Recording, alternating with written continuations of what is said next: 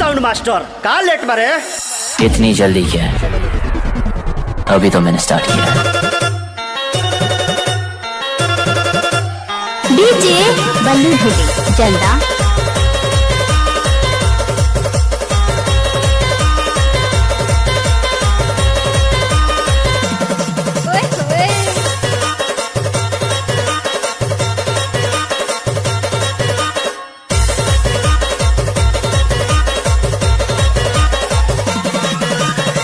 DJ Ballu धुबे जल्दा।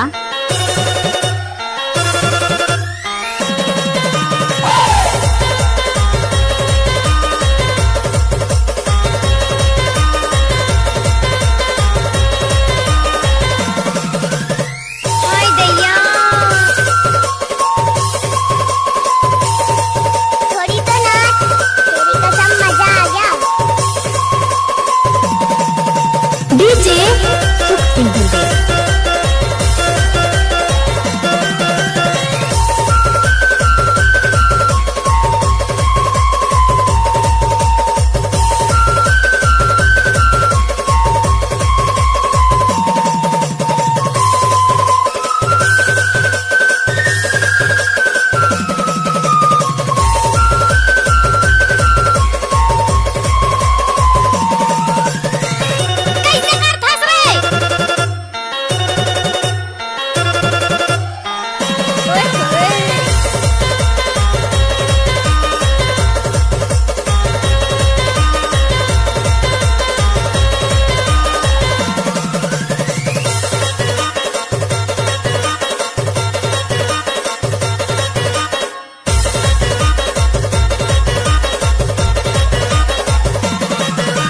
DJ Ballu धुबे जल्दा।